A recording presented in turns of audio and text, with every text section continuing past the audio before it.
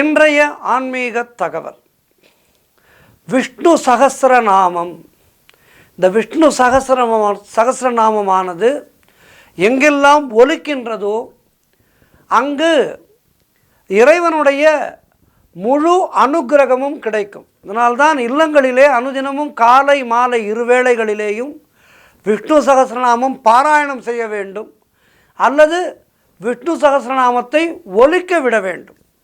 இந்த விஷ்ணு சகஸ்ரநாமம் எங்கெல்லாம் ஒலிக்கின்றதோ அங்கு தீய சக்திகள் அண்டாது.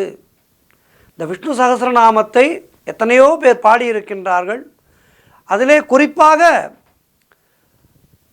பெருமாளுக்காகவே தன்னுடைய வாழ்க்கையை அர்ப்பணித்து கொண்ட பாடகி பாரத ரத்னா எம்.எஸ். சுப்புலட்சுமி அம்மா அவர்கள் விஷ்ணு சகஸ்ரநாமத்தை அவ்வளவு அழகாக பாடியிருக்கின்றார்கள். இந்த விஷ்ணு சகஸ்ரநாமத்தினுடைய பெருமைகளை ஒரு நாளில் சொல்லி முடிக்க முடியாது. அப்படிப்பட்ட பெருமைகள் படைத்தது இந்த விஷ்ணு சகஸ்ரநாமம். இந்த விஷ்ணு சகஸ்ரநாமத்தை சகாதேவன் மூலம்தான் இந்த உலகுக்கு கிடைத்தது. சகாதேவன் மூலமாக இந்த உலகுக்கு சகஸ்ரநாமத்தை அறிய வைத்த கங்கை. பாரத போர் முடிந்து உடல் முழுவதும் அஸ்திரங்கள் எய்யப்பட்டு அம்பு படுக்கையிலே இருந்தார் பீஷ்மர்.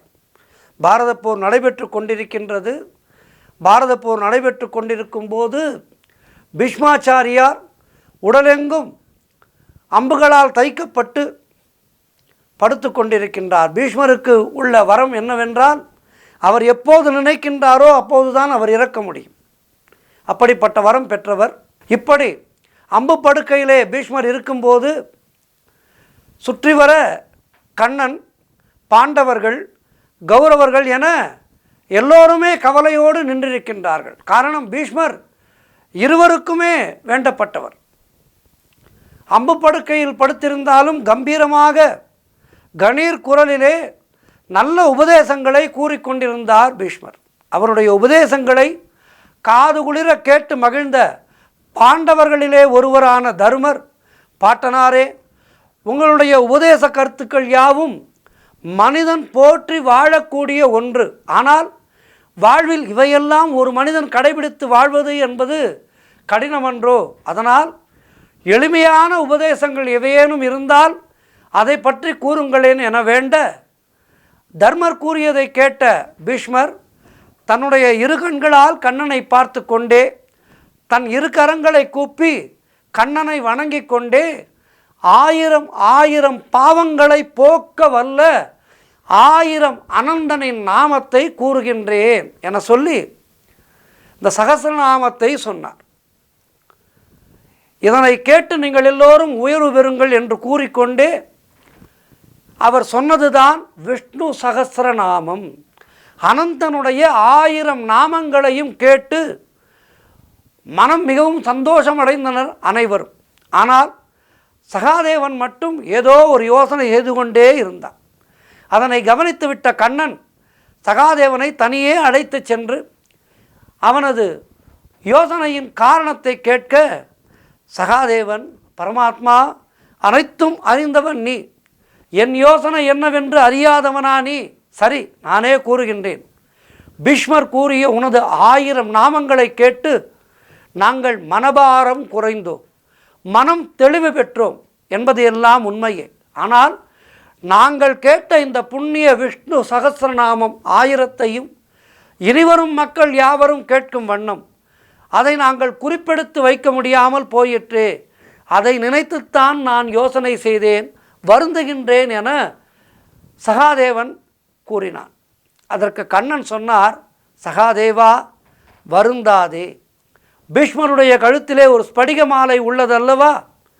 அவர் உடல் எரியூட்டப்படுவதற்கு முன் அந்த ஸ்படிக மாலையை அணிந்து கொள். அவர் கூறிய சகஸ்ரநாமம் 1000ம் உன்னுடைய சிந்தனையிலே தோன்றும். நீ அதை எழுத்து வடிவமாக உருவாக்கி வியாசர் மூலமாக இந்த உலகுக்கு தந்துவிடு என்றான் கண்ணன்.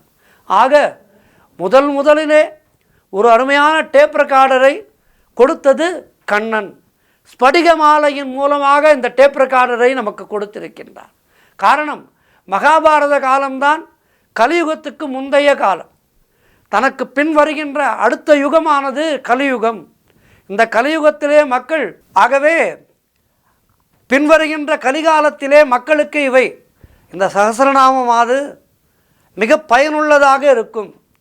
இந்த சகஸ்ரநாமத்தை கேட்டாலே போதும், அவர்களுக்கு முந்தைய பாவங்கள் எல்லாம் போகும். அப்படிப்பட்ட அற்புதமான இந்த சகஸ்ரநாமத்தை பின்வரும் சந்ததியினர் இந்த ஸ்படிக மாலையின் மூலமாக நீ அறிந்து கொள்வாய், அதனை நீ உலகுக்கு சொல் என சொன்னார் கண்ணன்.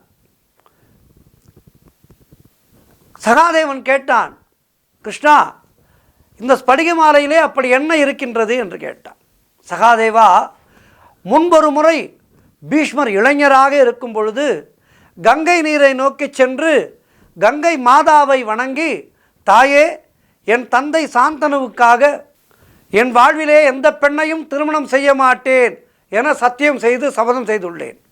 எவருமே சொல்ல தயங்கும் இந்த வார்த்தையை நான் என் தந்தைக்கு சத்தியம் செய்து கொடுத்ததால் தேவர்களும் முனிவர்களும் வாழ்த்தி பிதாமகர் பீஷ்மர் என எனக்கு பட்டம் அளித்துள்ளனர். ஆனாலும் இந்த இளமையில் காதலும் காமமும் என்னை ஆட்கொள்ளாமல் இருக்கவும், என் தந்தைக்கு நான் செய்து கொடுத்த சத்தியத்தை நிறைவேற்றவும் தாங்கள் எனக்கு அருள வேண்டும் தாயே என வேண்டி அழுதார் பீஷ்மர். குழந்தை அழுதால் தாய் பொறுப்பாளா? தன்னுடைய மகன் அழுததை பொறுக்காத கங்கை மாதா பீஷ்மர் முன் தோன்றி, மகனே தேவவிரதா, இல்லை இல்லை மகனே பீஷ்மா, அப்படித்தானே யாவரும் உன்னை அழைக்கின்றார்கள், உன் இரு கரங்களையும் நீட்டு என்றாள் கங்கை மாதா. பீஷ்மரும் தன்னுடைய இரு கரங்களையும் நீட்ட கங்கை நீர் பீஷ்மரின் இரு கைகளிலேயும் சில துளிகள் விழுந்து பின் அதுவே ஒரு ஸ்படிக மாலையாக மாறியது. ஸ்படிக மாலையை ஆச்சரியத்துடன் பார்த்து கொண்டிருந்த பீஷ்மரிடம் கங்கை மாதா இப்படி கூறினாள், மகனே, திருமாலுடைய வாமன அவதாரத்திலே அவருடைய பாத கமலத்திலே பிரம்மதேவரின் கமண்டலத்தில் உள்ள நீரால் அபிஷேகம் செய்யப்பட்டு பெருக்கெடுத்து பூலோகம் வரும் வேளையிலே சிவபெருமான் தன்னுடைய சடையின் அந்த நீரின் வேகத்தை தாங்கி சூடிக்கொள்ள, பின் பகீரதன் தவத்துக்கு இணங்கி சிவபெருமான் அந்த நீரை சடையிலிருந்து அவிழ்த்து பூலோகத்திலே பெருக்கெடுத்து ஓடச் செய்து அந்த நீரான எனக்கு கங்கை எனவும் பெயர் சூட்டி அழைத்தார். இப்படி மும்மூர்த்திகளுடைய ஸ்பரிசத்தால் பூலோகம் வந்ததால் பாவங்களை போக்குகின்ற புண்ணிய நதி என்ற பெயர் எனக்கு உருவானது. அப்படியே உன் கையிலும் இருக்கும் இந்த ஸ்படிக மாலையான் புனிதமாக இருக்க வைக்கும். உன்னை நீ செய்து கொடுத்த சத்தியத்தை நிறைவேற்ற அது நிச்சயமாக உதவும். நீ கூறும் நல்ல உபதேசங்கள் யாவும் இந்த ஸ்படிக மாலையில் பதிந்துவிடும். அப்படியே உனக்கு பின் இந்த ஸ்படிகை மாலையை யார் அணுகின்றார்களோ அவர்களுக்கு உன்னுடைய உபதேச மொழிகள் யாவையும் இந்த ஸ்படிக மாலை அவர்களின் உள்ளத்திலே புகுந்து அவர்களையும் புனிதப்படுத்திவிடும் என கூறி கங்கை மறைந்தாள். பீஷ்மர் கண்ணீருடன் தன்னுடைய தாயின் கருணையை எண்ணி ஸ்படிக மாலையை அணிந்து கொண்டார். கண்ணன் சகாதேவனிடம் இந்த விவரங்களையெல்லாம் கூறி முடிக்க, கண்ணா, எங்கள் எல்லோர் மனதிலும் நீயே கேள்விகளை எழுப்பி அதற்கு நீயே விடைகளையும் கூறி விடுகின்றாய். உன்னுடைய 1000 திருநாமங்களை கொண்ட விஷ்ணு சகஸ்ரநாமம் கங்கையைப் போலவே யாவருடைய பாவங்களையும் நீக்க வல்லது.